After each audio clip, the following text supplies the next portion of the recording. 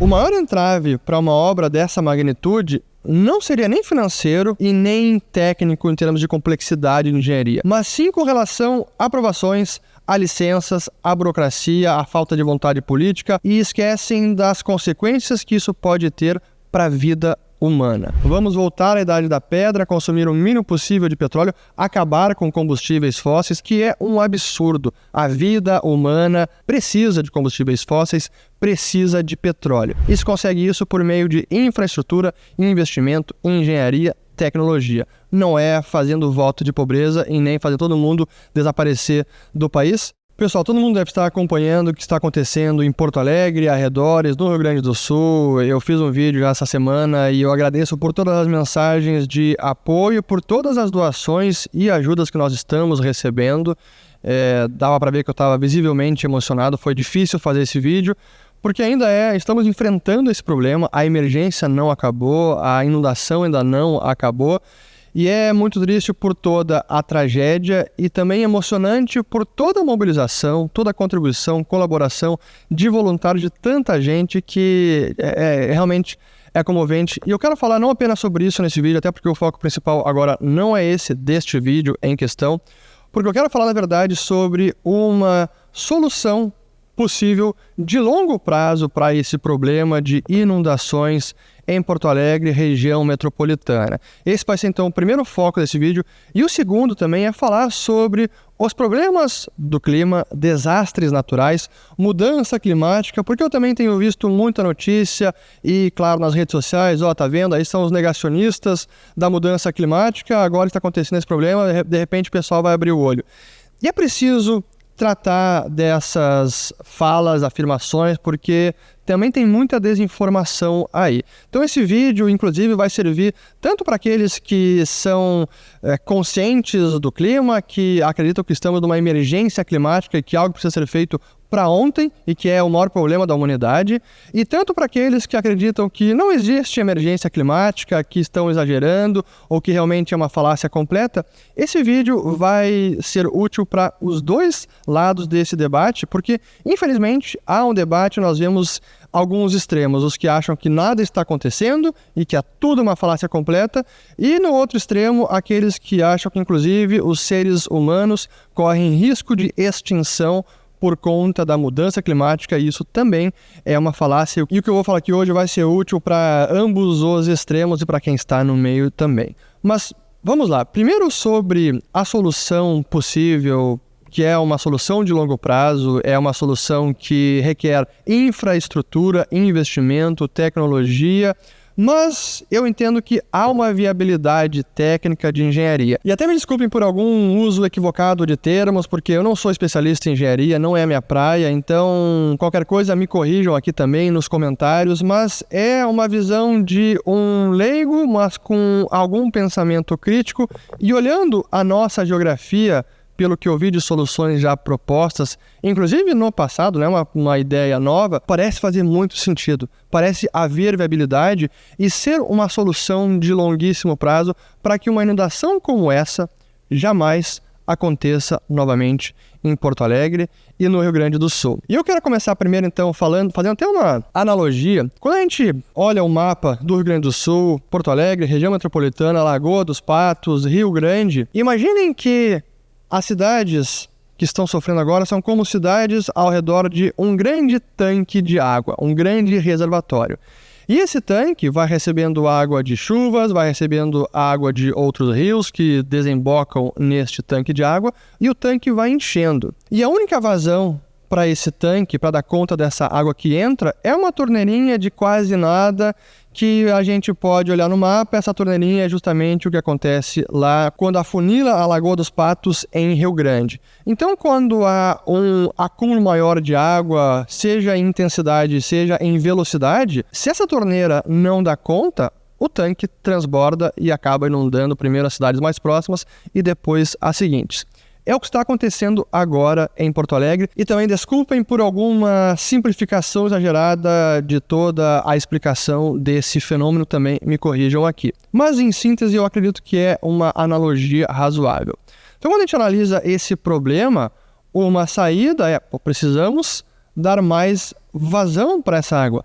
Não apenas as cidades têm que estar mais protegidas, mas também é preciso dar mais vazão, porque dependendo do montante, a quantidade de água e a velocidade, qualquer proteção nas cidades seriam insuficientes. Então é preciso dar mais vazão para essa água para que esse tanque consiga esvaziar-se mais rapidamente e não transborde. Então, quando novamente olhamos o mapa da Lagoa dos Patos, será que não seria possível um sistema de canais e de comportas ao longo da Lagoa dos Patos? Não sei se precisa de 1, de 2, de 3, não sou especialista, mas será que não seria uma solução interessante ter canais e comportas para que, quando o nível da lagoa se elevasse, as comportas se abrissem para dar uma vazão efluente da lagoa em direção ao oceano e assim esvaziar a lagoa e impedir que isso aconteça. Isso, a tragédia que vemos agora de inundações em várias cidades. Possivelmente as intervenções seriam nos pontos mais estreitos do litoral e claro que os engenheiros têm que fazer o estudo e considerar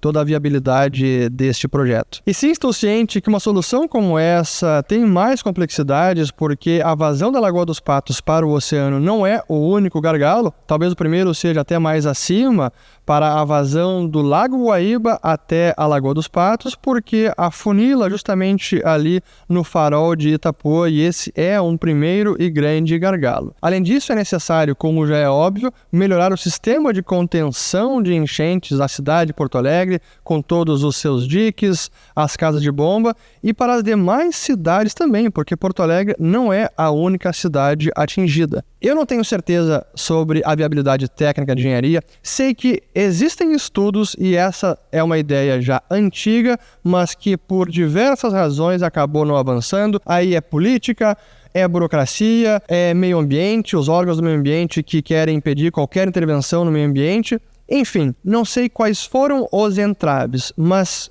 se houver a viabilidade técnica de engenharia, é preciso ir adiante com essa ideia. Então é até o que eu imploro para os especialistas, primeiro que compartilhem esse vídeo e que realmente levem a ideia adiante. Se houver uma possibilidade, ela precisa ser levada adiante, porque é uma obra de infraestrutura que vai levar tempo, mas que é para realmente mudar o cenário que hoje vemos de cidades e populações, milhões de pessoas à mercê do que acontece com o clima, com desastres naturais e que acabam virando reféns deste tanque que transborda porque não tem vazão para evacuar toda essa água. E eu garanto que o maior entrave para uma obra dessa magnitude não seria nem financeiro e nem técnico em termos de complexidade de engenharia, mas sim com relação a aprovações, a licenças, a burocracia, a falta de vontade política, a, como eu falei, alguns órgãos do meio ambiente que acabam priorizando mais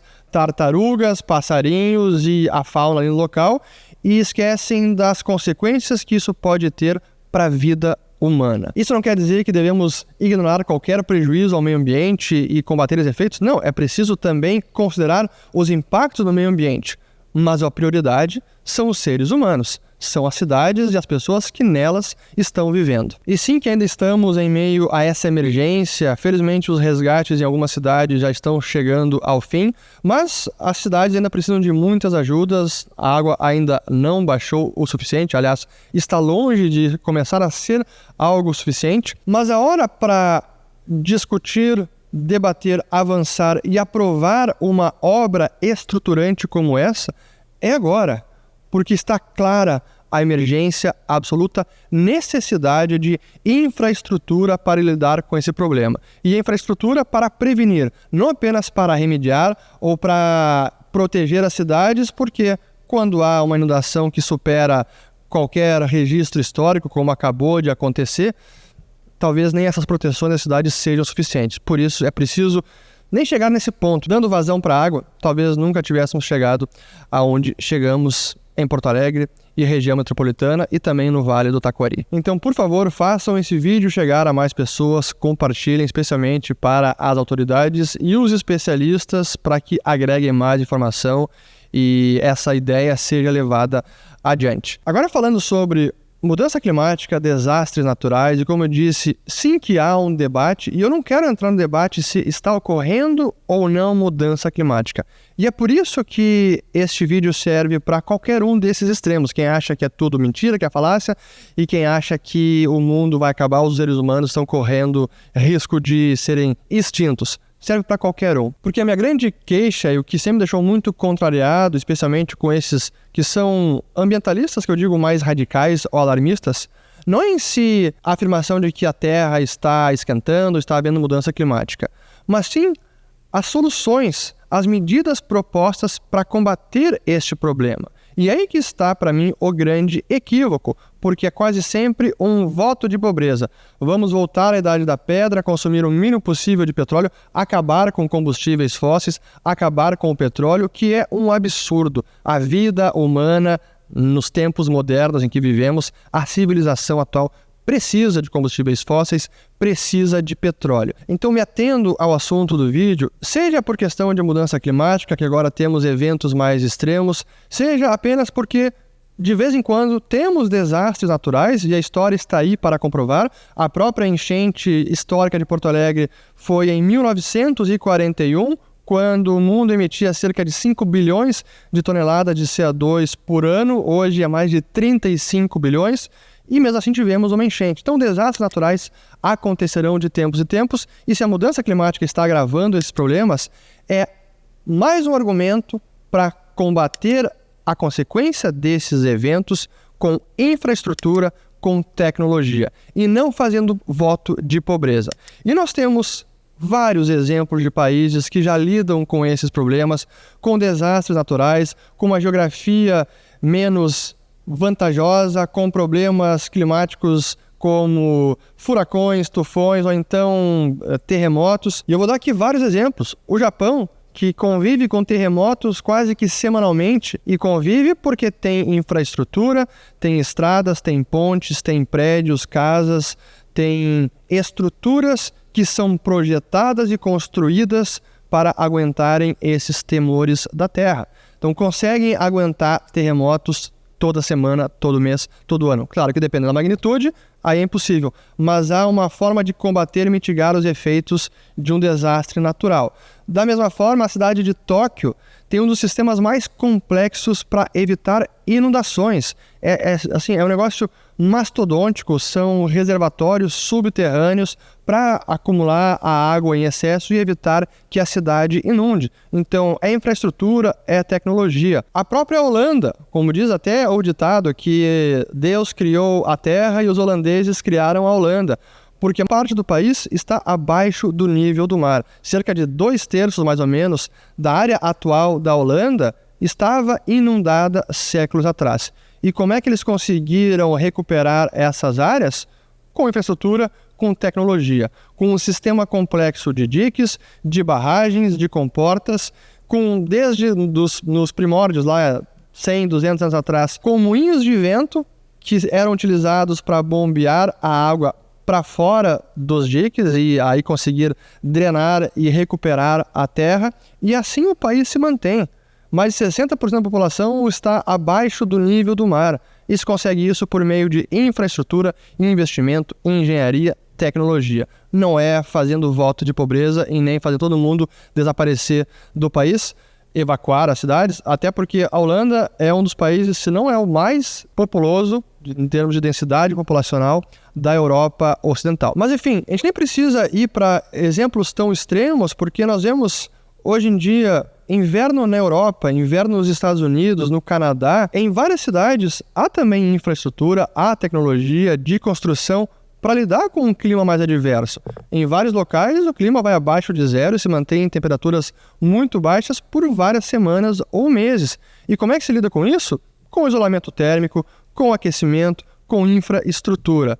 O oposto também é verdade. Eu que morei em Dubai durante 2008, 2009, então foram quase 2 anos, é uma das cidades mais quentes do mundo. No verão faz, durante o dia, 45 a 50 graus. À noite, isso verão, praticamente 4 meses inteiros, 37, 38 graus à noite, e há um amplo sistema de infraestrutura para prover resfriamento, ar-condicionado para todas as casas e estruturas, prédios, empresas, enfim. Então a cidade se adapta e adota tecnologia e infraestrutura para lidar com as intempéries do clima ou com desastres naturais. E o mesmo deve ser feito agora que estamos num momento de temperaturas mais adversas ou com recorrência de eventos de chuvas intensas, eventos climáticos, agora as inundações em Porto Alegre. A gente lida com isso com infraestrutura, com tecnologia, com criatividade, com engenharia, e assim que a gente consegue impedir consequências mais catastróficas para a humanidade e para a população que vive nessas áreas. Se combate os efeitos do clima e de desastres naturais com crescimento econômico, com geração de riqueza. E para isso nós precisamos ainda de muita energia, de muito combustível fóssil e para o bem da humanidade. Enquanto, em paralelo, seguimos com medidas também para diminuirmos as emissões de CO2 na atmosfera. O que não se pode é tomar medidas cujas consequências serão piores do que aquilo que se busca combater, que é justamente o que eu vejo nas propostas mais radicais dos ambientalistas alarmistas. Então, muito cuidado com soluções que ignoram a necessidade de infratecnologia para combater os efeitos do clima e de desastres naturais. Por fim, apenas uma mensagem de atualização a todos aqueles que não estão na cidade, no estado, mas seguem acompanhando e ajudando também. Ainda estamos enfrentando a emergência, estou gravando aqui na sexta-feira, 15h. Vocês podem ver, não estou nem no estúdio de casa, nem no escritório, ainda estou fora de casa, mas conectado 100% do tempo, ajudando da maneira que eu posso. E essa é a parte que eu digo que é emocionante e que está fazendo a diferença. Toda ajuda de voluntários, não é só setor público, sim, setor público, prefeitura, governo, consegue ajudar naquilo que está ao seu alcance, mas a magnitude do problema e muitas vezes a incompetência ou a burocracia ou a incapacidade de resolver, até pela amplitude, a gente só consegue resolver com iniciativa privada, com voluntários, com mobilização, como eu disse no vídeo anterior, com descentralização da ajuda. Então, ainda enfrentamos a emergência, os níveis da água no Guaíba estão baixando, mas o prognóstico para os próximos dias ainda é incerto, pode haver mais chuva, então vai levar mais dias para a água realmente baixar e as áreas que foram inundadas ficarem livres desse problema e secas, mas a verdade é que a gente está fazendo o máximo para manter a cidade funcionando minimamente para atender a necessidade das pessoas de água, de comida e de abrigo. Felizmente, estamos avançando, o desafio ainda é enorme. Eu continuo pedindo a ajuda de todos vocês da maneira que for, seja financeiramente. Aqui, como sempre, eu vou deixar os contatos da Liberta Investimentos, porque estamos ainda angariando recursos para ajudar na linha de frente de batalha, ou então apenas pegando o telefone, fazendo uma ligação, conectando um conhecido, compartilhando informação pelo WhatsApp, pelas redes sociais. Isso tem feito muita diferença. Não subestime o poder de compartilhar informações, de se mobilizar, de usar os seus contatos, de usar a rede de relacionamentos. Isso tem sido importante e a gente acaba realizando coisas que a gente nem imaginava. É isso que eu estou também descobrindo nesses últimos dias, mesmo estando longe agora de Porto Alegre, remotamente, com o telefone, com os meus contatos. A gente está conseguindo resolver muitos problemas e ajudar a manter a cidade de pé e as pessoas em segurança, abrigadas e também com água e com comida e com as suas famílias também em segurança. Conto com a ajuda de vocês, ainda serão tempos difíceis. Primeiro vem a emergência, depois a limpeza das cidades e depois a reconstrução também do sustento dessas pessoas, das empresas, das famílias e depois das cidades e do estado. E isso vai levar anos. E uma obra como essa, de infraestrutura pesada, que transformaria a região e impediria inundações dessa magnitude, é fundamental. Compartilhem esse vídeo, se inscrevam aqui no canal, ativem o sininho e volto no próximo.